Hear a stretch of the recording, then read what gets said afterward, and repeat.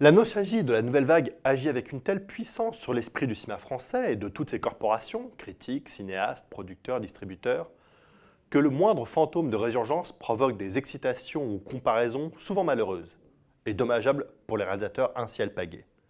Pourtant, nous y voilà, à nouveau face à une nouvelle vague qui n'en finit pas de se lever.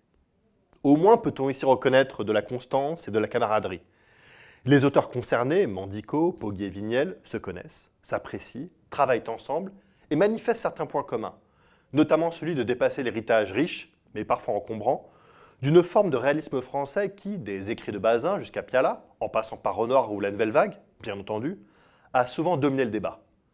Comme tout mouvement qui se respecte, ces metteurs en scène des années 10 ont une tête de proue. Ne l'appelons pas chef, Yann Gonzalez, qui, en casant son deuxième long métrage en compétition cannoise, porte du coup avec lui tous les espoirs de sa génération. Et, en multipliant les citations ou références hip éloignées d'une tradition française autorisante classique, Gonzalez a pris rendez-vous. Alors, qu'en est-il du nouveau souffle, en tout cas le dernier en date, du 7e art français? J'ai besoin de toi, dis-moi que tu m'aimes. Arrête de jouer, c'est fini pour de bon. Je voudrais sentir ta peau une dernière fois, pour plus avoir peur quand je suis seule, dans la nuit. Je pensais pas que c'était possible d'aimer autant, aussi longtemps. Tu dois m'aimer. Tiens à moi, Loïs. À moi, à moi, à moi. C'est un de ses amis qui a découvert le corps. Carl venait de tourner dans un de mes films.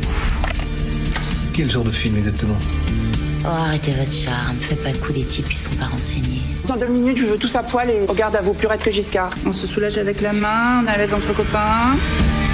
Oh, coupé. Sur le plateau, il était du genre insatiable, les yeux illuminés, à la merci de ses partenaires comme possédés. Vous savez, quand on s'oublie avec l'autre, qu'on sait plus où on est, ça vous est jamais arrivé. Une forme d'amour en quelque sorte, puissant, vorace, sans limite.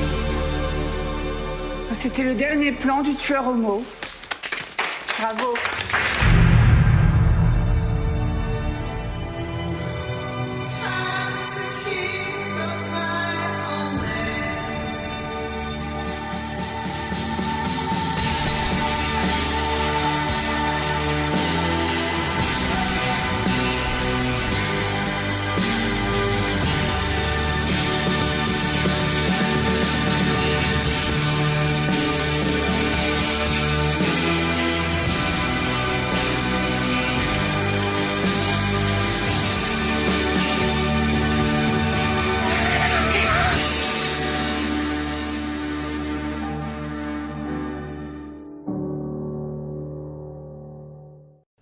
Le premier élément évident de ce très attendu couteau dans le cœur réside dans le cinéma qu'il cite, avant même de parler de celui qu'il propose. En situant l'intrigue d'un pur giallo au cœur d'une reconstitution du cinéma érotique gay de la fin des années 70, Gonzalez convoque tous les fantômes d'une cinéphilie des années 60s-70s qu'il n'a pu connaître qu'en tant qu'enfant de vidéothèque. Au croisement entre Dario Argento et Paul Morisset, le cinéaste place donc son film dans le cadre de cette nouvelle cinéphilie. Ayant fait du cinéma bis italien ou américain, il est tenant d'une beauté violente et transgressive que le cinéma mainstream n'aurait pas osé. Cette tendance est bien sûr actuellement à la mode et amplement brocardée par Sivrak dans son dernier long métrage, Mais provincial. Mais, contrairement à ce que prétend ce film, cet héritage n'exclut pas non plus la tradition. Et lors d'une échappée bucolique avec Jacques Nolot et Roman Boringer, c'est Chabrol, Collard, et même Romer qui essaient de retrouver le metteur en scène, plus respectueux qu'il ne paraît des racines. Il ne s'agit pas ici de faire table rase, mais de régénérer des formes respectables, mais fatiguées, par l'injonction de nouvelles influences, de nouveaux genres, de nouvelles images, d'une vulgarité liant volontairement, et toute honte bue, le porno et l'horreur. Nous sommes donc en 79, en compagnie d'une productrice de porno gay, une femme de tête, au cœur brisé par une récente rupture amoureuse avec sa propre monteuse. La situation dépasse le sentimental lorsqu'un tueur particulièrement sadique se met en tête d'assassiner un par un les acteurs du casting. La provocation graphique à base de sexe et de sang est bien au programme, mais elle est plus anecdotique qu'il ne paraît. Car le film cache mal, derrière sa pudeur faussement trash, une sorte de romantisme temporel et personnel. Temporel, car le monde décrit n'est pas vraiment une reconstitution. Il est la vision d'un jeune homme n'ayant connu l'époque que par des séries B et des jaquettes DVD. Il ne s'agit donc pas d'un lieu précis, mais plutôt d'un monde abstrait. Un paradis perdu, selon la vieille formule consacrée. D'un temps de liberté, avant le surgissement, juste au coin, du néo-puritanisme et du sida. Une utopie presque, filmée telle quelle par González, qui assume parfaitement, dans sa séquence finale de Partout de Salvatrice, son idéalisme prononcé, sa vision du sexe libre comme le seul vrai garde-fou contre la folie du monde, sa violence, sa dureté. Au cœur de toute cette sombre histoire, une héroïne incarnée par Vanessa Paradis qui résume parfaitement le cinéma de l'auteur. Une créatrice, une femme dure mais imaginative, rongée de l'intérieur par une passion amoureuse parfaitement sincère et envahissante. La peinture de ce sentiment ici à l'œuvre dépasse de loin les clichés, pour épouser, lors d'une mémorable séquence sous la pluie, la beauté et l'horreur mélangées que l'amour vrai et son violent sentiment de possession absolue peuvent créer.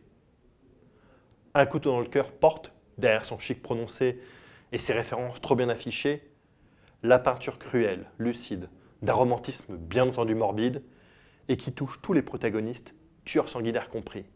Car González, ici presque renoirien, est tous ses personnages, les comprend tous, même les plus indéfendables. C'est cet humanisme cinématographique primaire, ce bon vieux cinéma à hauteur d'homme, qui caractérise le long métrage, bien plus que ces oripeaux trop évidents de bel objet bien dans le vent.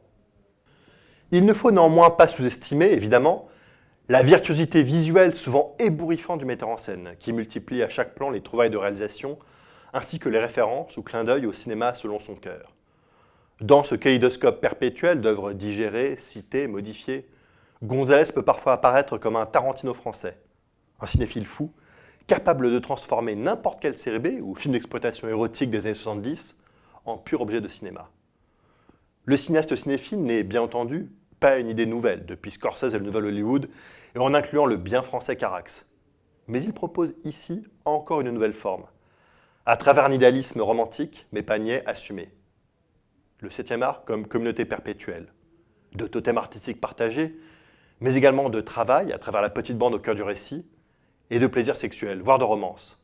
Faire l'amour tous ensemble, travailler tous ensemble, faire du cinéma tous ensemble, et se défendre d'eux-mêmes. Voir la mort du tueur, assassiné par le groupe, et non par un héros sauveur.